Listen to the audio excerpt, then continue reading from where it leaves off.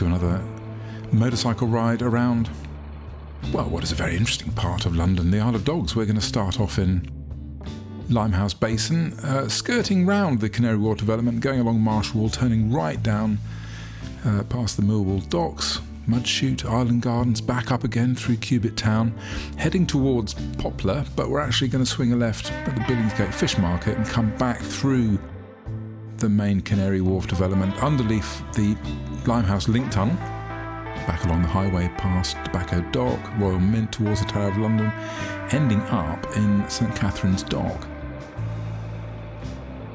I think it's the law of unintended consequences, isn't it? Because these cycle lanes, which I am a fan of and I do use, I cycle around London and I think they're fantastic if you're a cyclist. They keep you very safe, but they can be quite confusing to other road users, so they tend to slow cars and motorcycles down, which is no bad thing. That building behind me there is the exit to the Limehouse Link Tunnel, which we're going to go under later. And the Limehouse Link Tunnel wasn't built when I used to go to work on this road here, which is called Narrow Street. And I used to go to work in my little Fiat X19, there I am. Happy as Larry, with a bit of hair as well, not much. I didn't used to have the mattress on the top. I decided it slowed the car down too much. Things you do when you were young. But this was my route to work. My first job after leaving college was at the Builder Group on Marsh Wall. Oh, there's a pub here on the right, and that's called the Narrow. That's a Gordon Ramsay pub, and that didn't used to be a Gordon Ramsay pub. I used to go there in my little red sports car for lunch occasionally.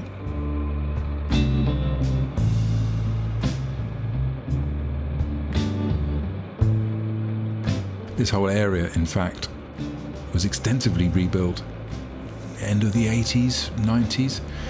There are some original wharf buildings here, but most of these buildings, I don't think they were here when I was commuting to work. You can see why it's called Narrow Street, can't you? And it was even narrow when this was the main, one of the main arterial roads into the Isle of Dogs. There's a fantastic pub here on the right-hand side called the Grapes, which dates back to 1588 and is well worth a visit, if for no other reason than the fantastic river view on the other side. It was mentioned by Dickens in the opening chapter of Our Mutual Friend, and Walter Raleigh set sail from immediately below it on his third visit to the New World. Now, this development on the right is called Dunbar Wharf, which is the modern extension to the old Dunbar Wharf, which is coming up here on the right. And at today's prices, which is, we're in February 2022, a 2-bedroom flat in there will cost you £860,000. But you do get a nice view. Now, I actually filmed this towards right at the end of March 2021. So we were sort of easing out of, was it the second or the third lockdown at that point? And I've got my cameras with me and I'm doing a recce for a client who wanted to do some photography around Canary Wharf, but it's still really quiet, as you can tell. Nobody's around. Coming up in front of us here and slightly to the left is the Westferry DLR station. I'm trying to work out why I didn't use the DLR. It was open in 1989, 1990 when I was down there. I think it's because the services were very infrequent back in those days, because they weren't serving anybody. Nobody worked down in the Isle of Dogs. I remember work used to give us free tickets for the river bus, which I used to pick up at Embankment, and it was a fantastic, the most wonderful way to get to work. You pick up the river bus at the Embankment and sail all the way down to Westferry Circus and then walk quickly to the office. We were accompanied by dolphins one day, which was incredible thinking about it. You'd imagine the Thames to be dirty, but they say it isn't dirty, it's just very silty, so it looks dirty.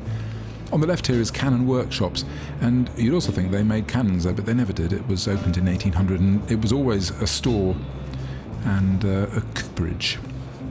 So we're approaching Westferry Circus, and we're going to come back later on in the journey. We'll come out on top of Westferry Circus. At the moment, we're just going to skirt around underneath it. The road on the left here takes you to Cannon Workshops. And this is the Canary Wharf service road, in and out on the left-hand side there. And now we're going to pop out Westferry Circus. This building in front of us has literally just been finished in last year, the end of last year. And that's called Newfoundland, and it's a residential block, 58 stories high. It's all rental properties in there. I don't think you can just squeeze through there slightly cheekily into the advanced stop zone. Yes, I was doing some research. A 2-bed will cost you £3,300 a month, and a 3-bedroom flat will cost you £6,000 a month. It is unlikely I'll be moving in anytime soon. So we're on Marsh Wall, and we're going to skirt round the Canary Wharf development. South Dock is here on the left. It is amazing how this whole landscape has changed. I mean, so dramatically since I was working here, obviously, in 89, 90. In fact, maybe the first photograph I ever had published in the magazine was the main tower at Canary Wharf, the One Canada Square, when it was 6 floors high. And I remember my friend Peter Smith, the art director, said, "Go and photograph that." And I think he was just seeing if I always said I wanted to be a photographer. I was selling advertising space, and I said I wanted to be a photographer, and he said, "Well, go." And I rented a 5.4 camera, got some plates, put a hood over my head, and off I went to photograph One Canada Square. Of course, can I find that image now? It was film, and heaven knows what happens to all that stuff. It's in somebody's archive somewhere. And of course, I seem to have plonked myself right on the wrong side of the road here, so thinking there was enough room, and there isn't. I think we'll just speed this bit up. We don't want to watch roadworks, do we? Not the most like watching paint dry.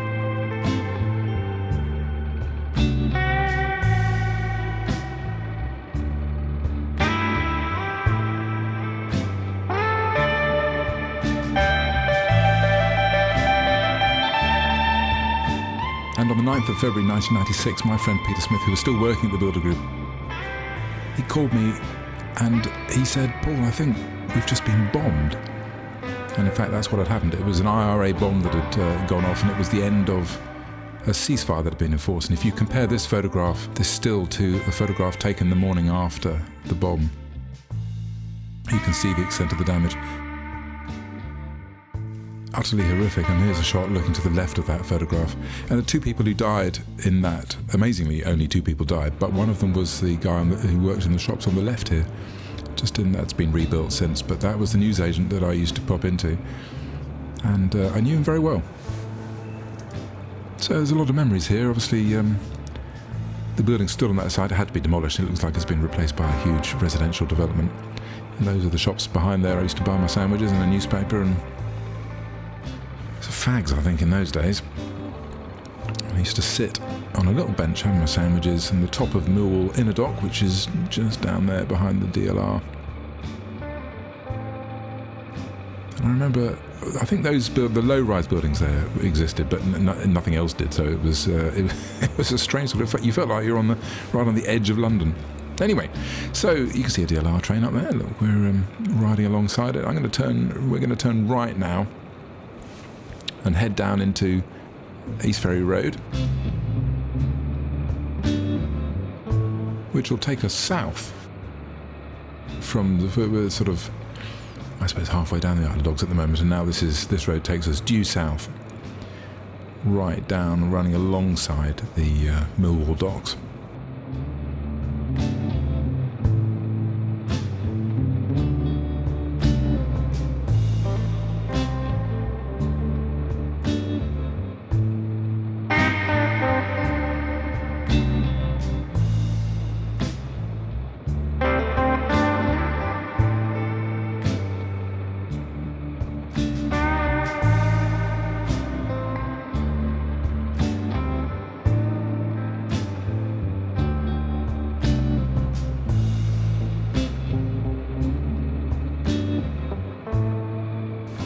I think if we turn right here, we can just go under the DLR and carefully nudge our way up to have a look at the scooter boy on the right. Has he seen me? Yes. Oh, we're all going to go for it. We'll go to it. All right, I'll let you go then. I think people are expecting to see a scooter these days. They're everywhere, aren't they? But people are probably not expecting to see a motorcycle come right down here. So I'll gingerly head towards Millwall Inner Dock and Millwall Outer Dock, in fact. Inner Dock's on the right and Outer Dock's on the left.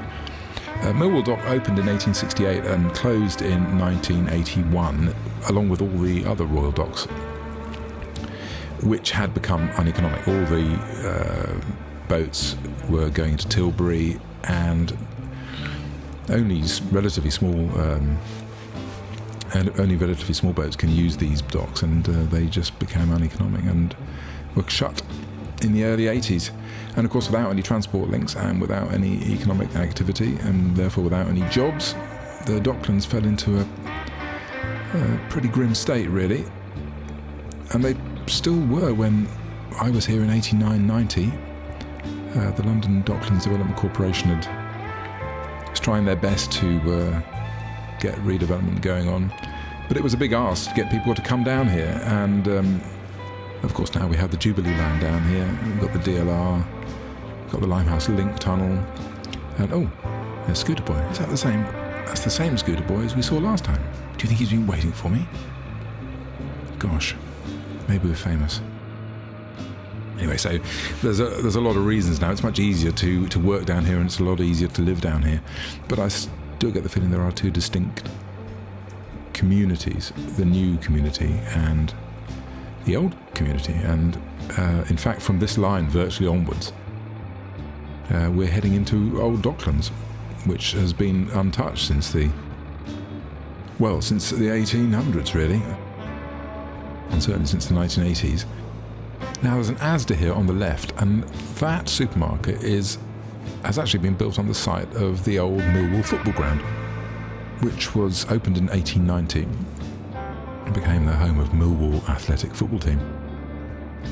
There's a great quote from an England international called Fred Perry. It's not the Fred Perry, the tennis player, but he later declared that he didn't mind playing on the ground, but he objected to falling down on it because the smell wouldn't come off for weeks. And the clue's probably in the name, because the park on our left is called Mudchute Park. And when they were dredging at Millwall Docks, all the mud that they took out was dumped here on the park. And the dredging went on regularly for many, many years, and you can imagine all the stuff and detritus that was in there, and it just got dumped. Evidently the stench was quite appalling. But despite that, during the Second World War, Mudchute Park was used to base a lot of anti-aircraft guns, one of which is still on display. There it is. Because obviously the Royal Docks were heavily bombed by during the Blitz, and Mudchute Park's right in the firing line. In fact, right underneath the bombs, probably, so that must have been an interesting experience. So we're heading right down towards the bottom of the Isle of Dogs now. Millwall Park on the left.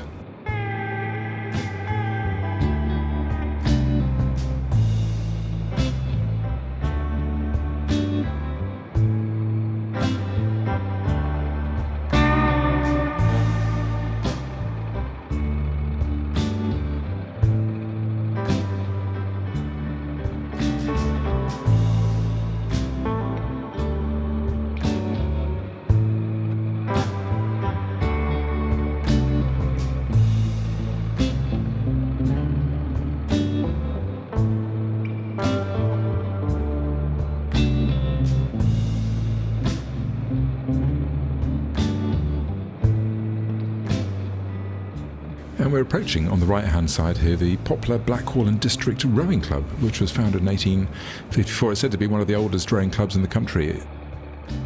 It originally founded by dock workers and lightermen who were working on the river.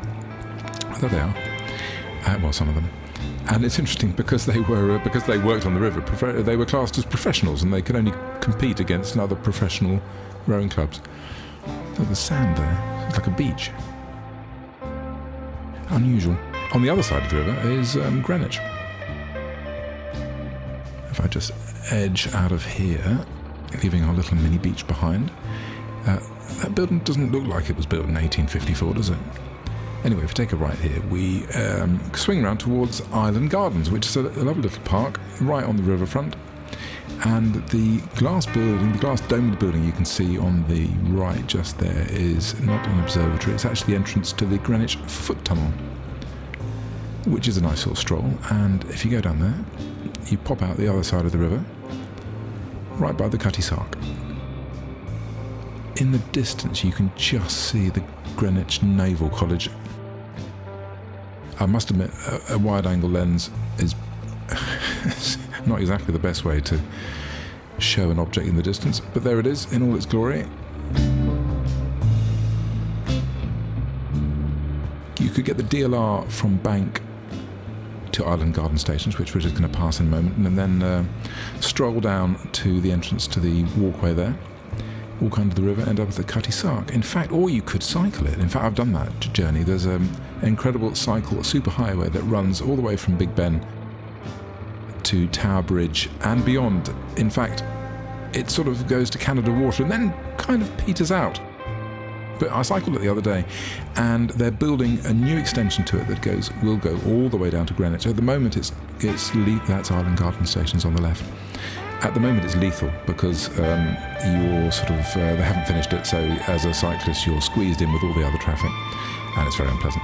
But as I say, I'm recording this in February 2022. I reckon by early summer 2022, that'll be finished, which will give you the chance to cycle all the way down from Big Ben to Greenwich, to Island Gardens, and then you could take your bike. I don't think you can cycle under the river. You have to walk that walkway. They're quite strict on that.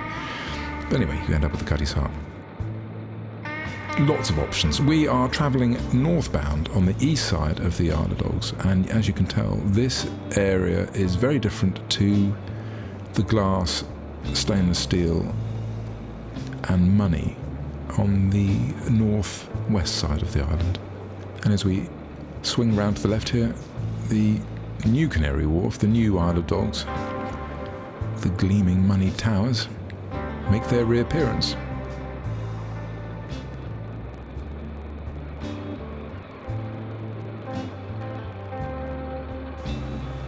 The area really is one of amazing contrast with the Victorian housing on the left, these 80s flats on the right, and if you look over to the left here over South Dock, you get a great view back into the Canary Wharf financial development, and then to the right, the dome in the distance there. There's a very funny moment coming up because there's a guy behind me who really is in a terrible hurry. There he is with his red Vauxhall, and he comes, there he goes, whipping past, incredible, and he's off. I'm only laughing because you get to a certain age, don't you, realise that however tempting it would be to do that, and I'm sure we've all done it, you end up back in traffic again. But he's obviously got a lot of local knowledge because the bus lane just ends there and he nips in, does an undertake, and then nips back out again when the bus lane starts again. So I'm thinking, wow, that's quite cunning, isn't it? Still in a hurry though. Anyway, I'm sure we'll meet him again in a little while.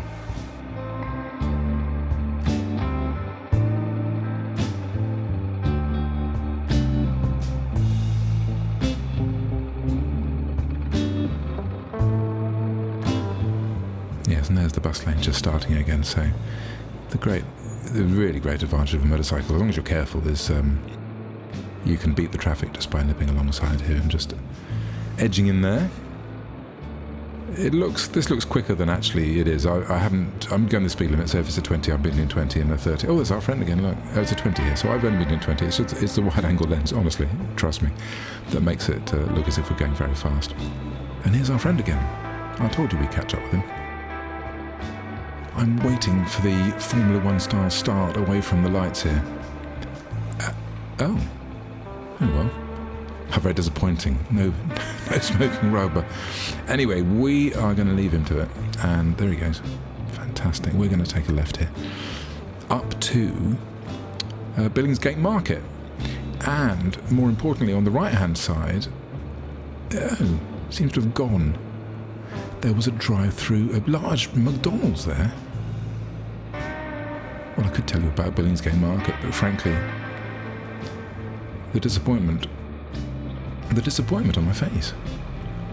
Or is that just my usual... I'm glancing over, there used to be McDonald's there. Billingsgate Market, anyway. That's moving soon. Started off in the Billingsgate area of London, moved here in 1982. And it's now moving to Barking Reach. Now we're approaching the entry to the Canary Wharf estate, and I have to admit, this always slightly scared me because they're not actually machine guns, but the impression is they're standing there with machine guns. There's a security gate with lots of fences and barriers, and there's always somebody there, and they're always looking at you in a sort of... In fact, they're very friendly. I've done all the jobs I've ever done at Canary Wharf. I phone up the In fact, I phoned up the press department for this trip, and they're always very friendly. If you let them know what you're doing, they're very accommodating to photographers. And will give you lots of access. As ever with locations, it is private land. You're not allowed to film here without permission. I mean, I suppose you can as a tourist, but you certainly can't set up a film set or do a photo shoot with models and lights and stuff without permission. It is a private estate, but they are very accommodating, and as long as you let them know what you're doing and when you're going to be there, one of the nicer people to work with.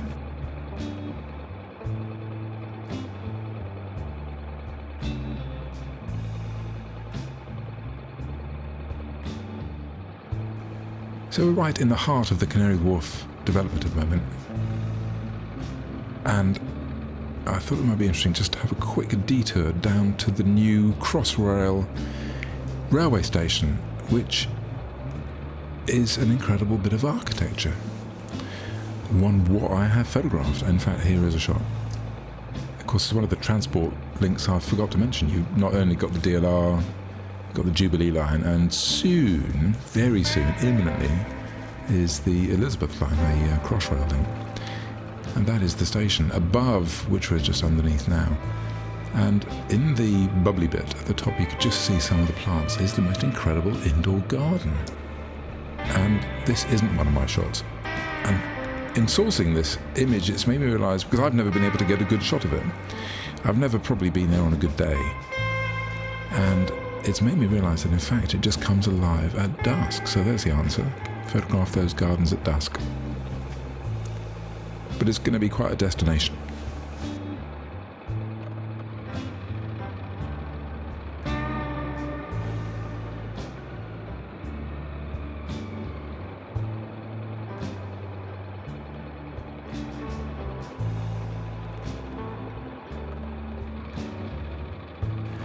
Now, if we follow this bus round to the right, we're going to run right alongside the main tower in Canary Wharf, which is called 1 Canada Square, which was started in 88. I photographed it when it was 6 floors high. It was completed in 91.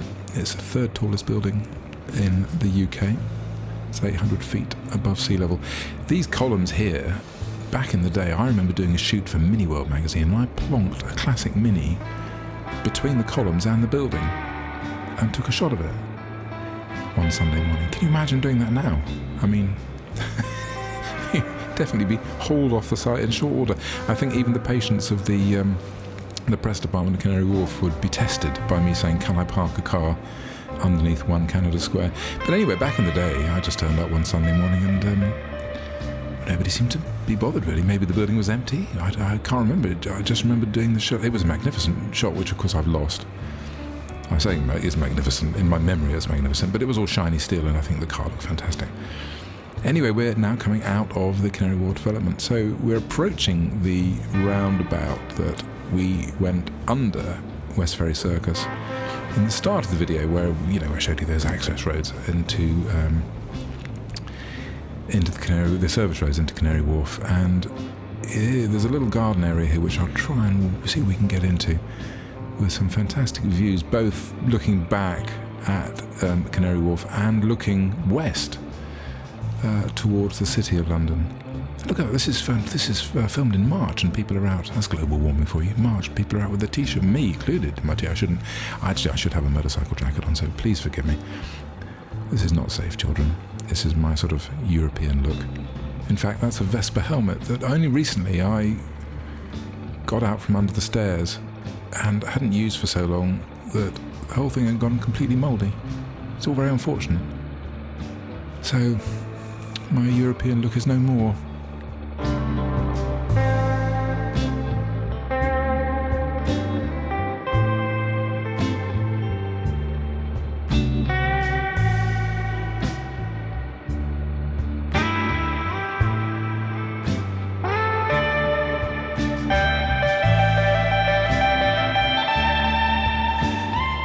So we're heading now back past the Cannon Workshops again, but we're going to head into the Limehouse Link Tunnel, which, as I mentioned earlier, wasn't built when I was working down the Isle of Dogs.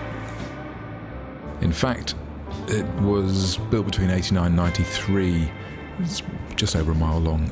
In its day, it was the most expensive road scheme in Britain, at about £50,000 per foot at 2011 prices. And here's another fact for you. It's the second longest non-estuarial tunnel in the UK. Only the Hindhead Tunnel in Surrey is longer. So I suppose that means tunnels that don't go underwater. And the Hindhead Tunnel is relatively new, so there you go. It's only just lost its crown. So what we're doing here is, effectively, we're avoiding Narrow Street and we're avoiding having to use the A13 that runs north of this link tunnel. And normally it's a little bit busier than this, but there you go. We are on the end of a lockdown.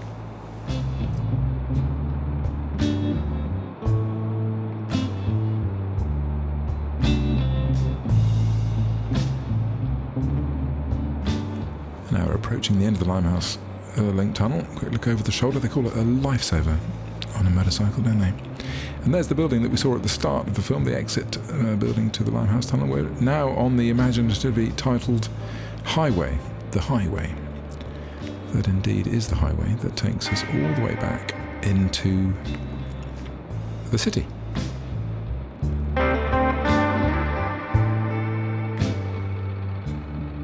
Now, I have to admit, there's actually not much to see on the highway, apart from a couple of rather interesting churches, one of which is coming up on the left here, which is called St Paul's Shadwell, which was originally built in 1656, and it's one of 5 sites in Stepney used as plague pits. That's nice. And it was known as the Church of Sea Captains, when 75 captains are buried there. Anyway, the original church was demolished in 1817, and that one dates from 1829.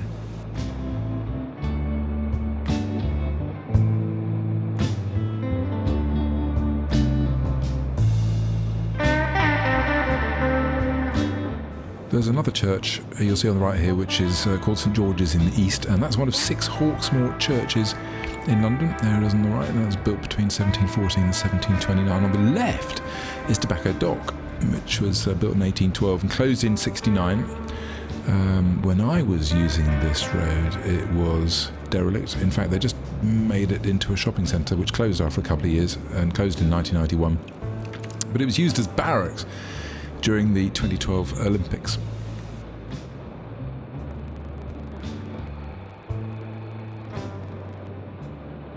Now, as we get closer and closer to Tower Bridge, on the right here you can see the site of the old Royal Mint,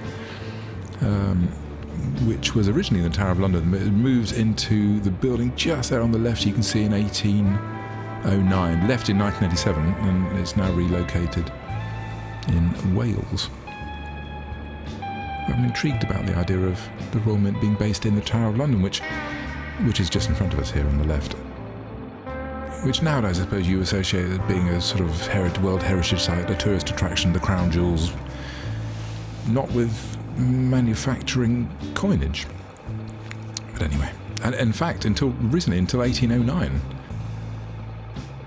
just about to witness a little micro error of judgment here. I need to turn left, and I was just hoping I could nip round the front of this van here, but actually no, he's going to go for that, and I don't want to get squeezed between those 2 cars, because actually I don't want to go over Tower Bridge. I want to go left down here, down Tower Bridge approach, because on the left hand side here we've got a nice little view of Tobacco Dock. It's not, it's St Katharine's Dock, apologies.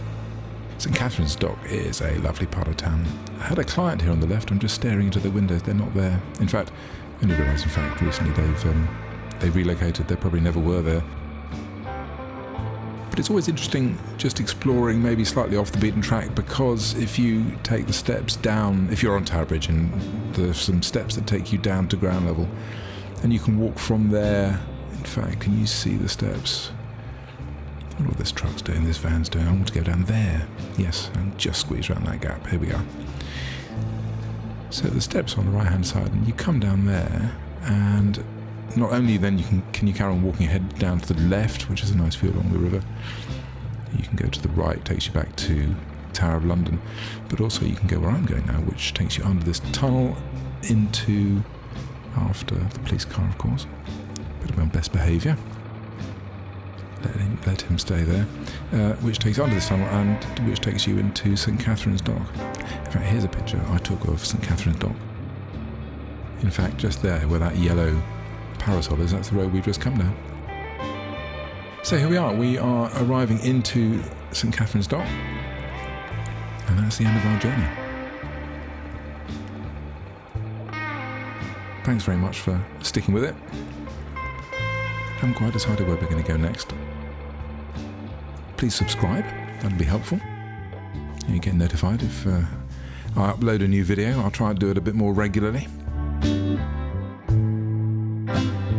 And if anybody's got any suggestions of where I can go, please let me know in the comments.